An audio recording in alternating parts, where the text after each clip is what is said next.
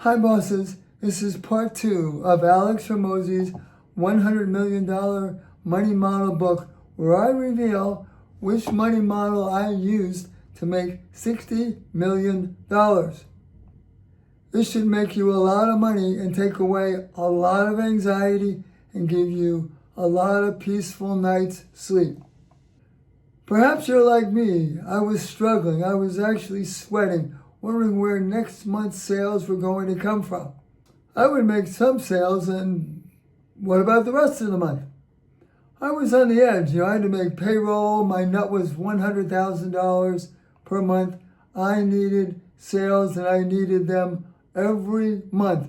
And I didn't want to just, wake up on the first and go, I hope I make some sales this month.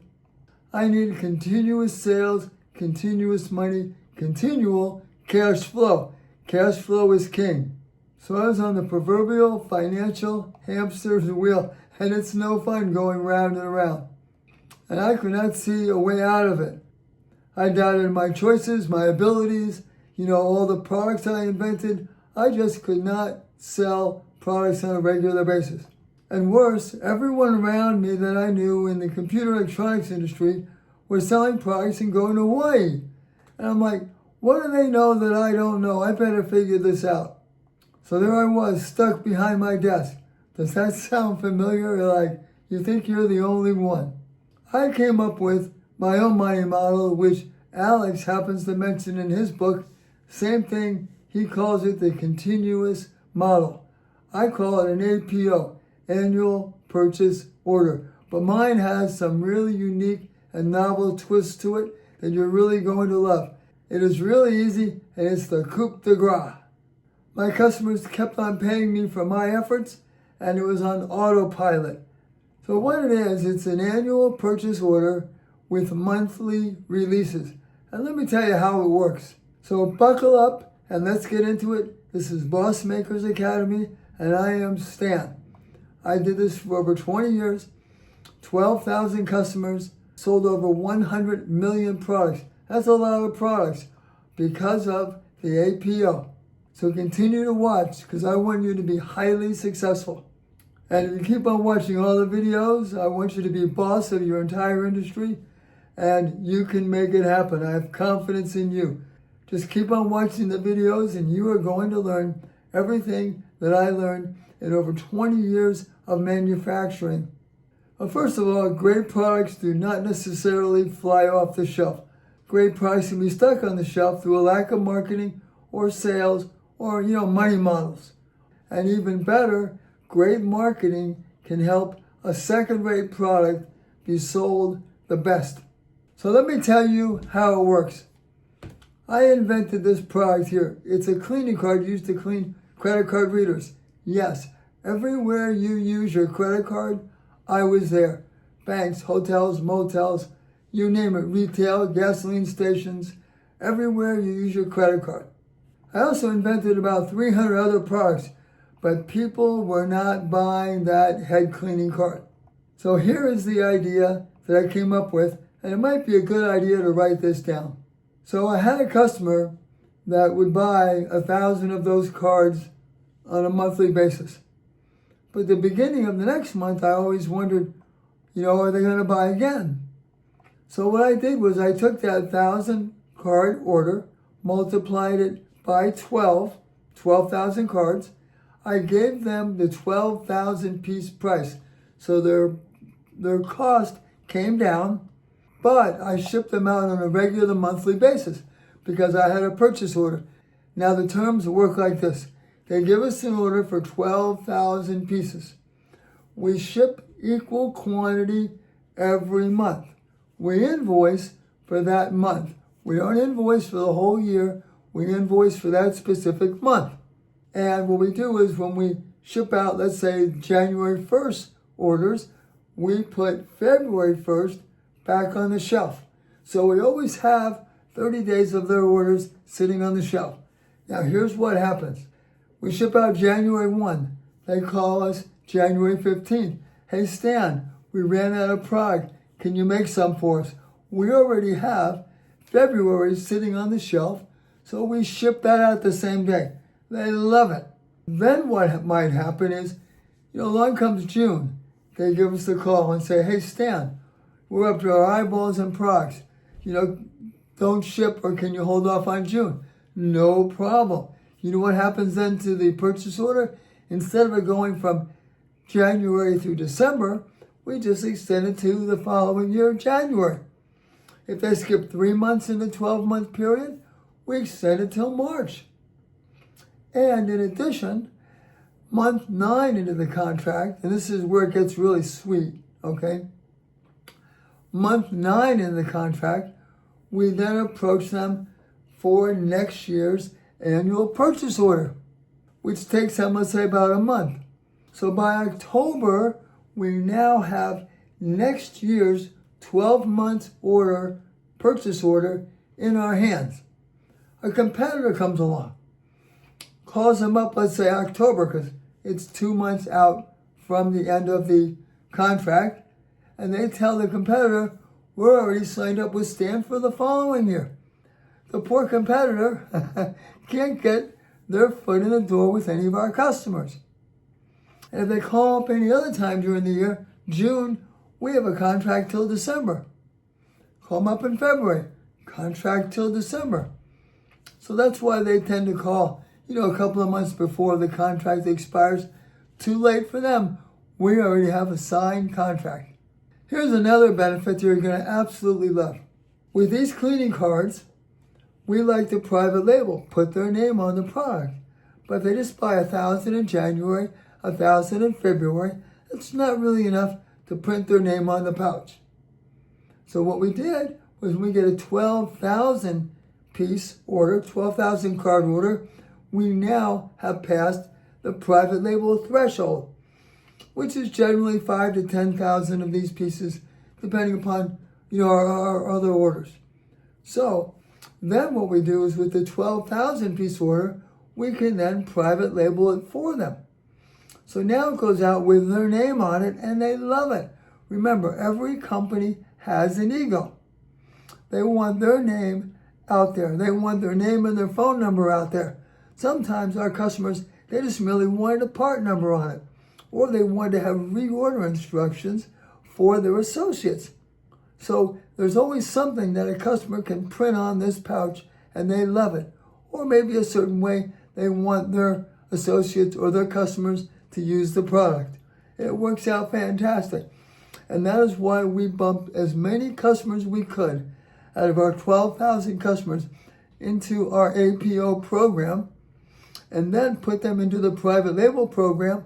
And yes, there's some additional charges here, a plate charge, etc. And when they pay that, that bonds them to us even more, because now they have paid us for, the ink wash, the ink charge, plate change charge, the plate, etc. So they're not even going to think about going to somebody else, because they get the product with their name on it. And in addition, I'll tell you something else too that works wonders. If they're buying from offshore, let's say specifically China, that's a very low quantity for a private label program. China can't compete. Matter of fact, nobody can compete, because I have low quantity for customization private label programs, and I can ship out at a moment's notice, and I always have their products on the shelf, and I'm already getting a purchase order 9 months into the contract. That's why China, even if they could figure out how I made the product, good luck trying to compete against me. In addition, I give my customers all the love I possibly can. I know where the industry is headed. And what happens then is I not only give value to my customers, but I become invaluable to them. You hear people say, give your customers value. I give my customers so much value, I become invaluable to them. I tell them where the market is headed for point of sale terminals, ATMs, you name it, smart card readers. I tell them everything I find out. How do I find out about that? Because I go to the industry trade shows. I go to the association meetings. If you want to be a cut above everybody, join the association. Go to the association meetings. Exhibit at the trade shows and advertise. you will be everywhere like I was. I became the name in the 24 industries or more that I was in. You couldn't go anywhere without seeing our company name. Let me give you one other wonderful tidbit that you're going to go, my goodness, how does Stan even come up with these things? Here's what I also did, and I love it. I had a cash flow problem. Cash flow is king. It keeps you in business, right? Well, I had a cash flow problem. And I know this so well, I'm not even looking at a script. I have some words, so I make sure I make all the salient points, but I'm not even looking at it now. That's why you see my hands right here. I can't scroll down. So here's something else that popped into my head. I was able to give a huge discount because I had huge margins since I invented this. So what I did, I recommend if you don't have huge margins, increase your prices so you have larger margins that you can offer a discount. So what I did was this. I offered a 5% discount net 10 or net 15, something like that. Forget 2%, 10, net 30, like they teach you in college. This is 5%, 10, net 15. So what happens is customers can take a 5% discount if they pay me. They love that. When my invoice comes in, it goes to the top of the pile, and they pay me first. There's only two things you should know about. One was I had there was a lady who was in charge of the accounts payable department at Diebold, which is like a multi-billion-dollar company. Diebold, they make bank safes and things like that. Diebold. She calls me up and she says, Stan, we can't possibly pay you in 10 days. We can't cut a check that fast. Now, Diebold, I know they're good for their money. They make ATMs, etc. So I simply said to her, well, how long will it take you? She says, 12, 13 days. I said, okay, how's 15 days? She said, fine, done. She watched over our invoices when they came in. They came out to us lickety-split because we needed money as a manufacturer because we have money here, there, and everywhere. All right, we don't want it in our accounts receivable. Now, a couple of other things. You're going to love this. I had this was slick, all right? So the money's coming in. Diebold took, a few extra days. If someone does not pay you, you better check their credit worthiness because that means they're having a cash flow problem. People who do not take advantage of a 5% discount, there's something going on there. So you better start watching over how much credit you give them. Because everybody took advantage of that 5%. So I get paid first. I like getting paid first. I don't know about you, but I like getting paid first. Here's the other thing regarding, getting your purchase orders out there and getting your invoices out there. It's called factoring. I'll give you an example. Fortunately, I didn't have to do it, but I could have. Federal Express calls us up, a big company. Stan, we want to buy 1 million of your cleaning cards. A thermal printer cleaning card bigger than this one. They clean barcode printers. We were everywhere. So Stan, we want to buy 1 million of your products. You can imagine how much money I'm going to need to, in inventory just to make their products. Well, here's what I could have done. I could have factored that purchase order, gone to the bank or a factoring company. They would have said, they looked at the criteria. How much, what's the profit? Who's going to pay you? So Federal Express is excellent. So I could have gotten money that way. The second way you can factor your money, which I consider, my invoices, my money, accounts receivable, that's my money. I could take that invoice from Federal Express. I could take it to a factor, and they would say, okay, Stan, we see here you have an invoice for $400,000. We'll give you $100,000 or $150,000 or something like that. And they put all this criteria in there, like a bank, and they figure out, what the percentages they can lend you. Maybe even a bank might be able to do it. I didn't have to do it, fortunately, because Federal Express, they bought 1 million of our products every 6 weeks for a whole year. That's a lot of money on the street, a lot of money in inventory. But I was fortunately very lucky I had the high margins. So what happened then was, if I wanted to, I could have factored those receivables and I would have received cash up front, either to make their product or receive cash as soon as I sent out their invoice. So it's something else to consider. All right, so there's a lot of benefits that you will have if, in fact, you know a little bit about factoring. You have some great margins like I had, and you're out there. You're always advertising. So you could say to me, "Well, Stan, somebody has a better product than me. No problem. Market. If you market properly, you will go to the top of the charts. I promise you." So with these APOs, these annual purchase orders, if you get one in January, it's good for the year. Along comes February. I know what my February sales are going to be. I know what my March's sales are going to be. I now had cash flow. I can now do cash projections, highly accurate cash projections, profit projections that I couldn't do whenever I was just like a short order cook. Whatever orders I was getting, I was shipping out the door. How can I calculate anything? How can I go out and buy any new equipment if, in fact, I don't know if I'm going to have sales next month? This way, I have contracts for sales. I know what my profit's going to be. I can now budget to buy a new piece of equipment. It's beautiful. I could also now afford to go on vacation. All right, so my work is when I'm skiing up in Banff, Canada, on the gondola, I'm on the gondola between runs, I simply call the office. What are our sales? And how much did we ship today? Thank you. Goodbye. 30 seconds. People in the gondola looking at me, like I have to work today and that's my work. But I gotta tell you, before that, I was sweating.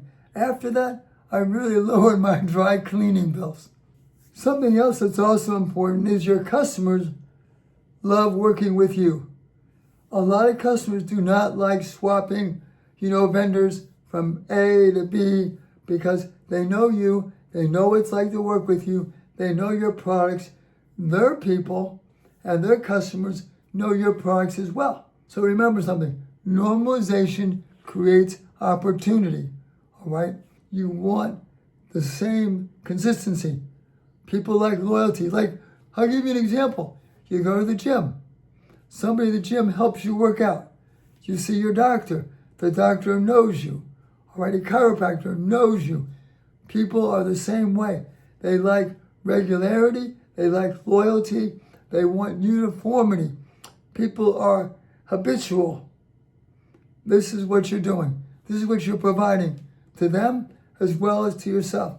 When you have that APO, the continuity model in Alex Hormozi's book is the best you're going to run into. I wish I had his book when I was running my company. A lot of money models in there. I have about another 10 beyond those, but those are good starters for you. Now, here are a couple of comments I want to make. I think it was on page 7, maybe. He says that you're going to make more money than you know what to do within 30 days. Maybe. On page 20, he uses the word decoy. I don't like that word in particular. There has to be a better word than decoy because you shoot birds and sometimes they're decoys. I'm sure Layla can come up with a better word than that. Just don't let your sales staff hear you using the word decoy. Something else to help me keep my karma. Be cautious of selling to Walmart.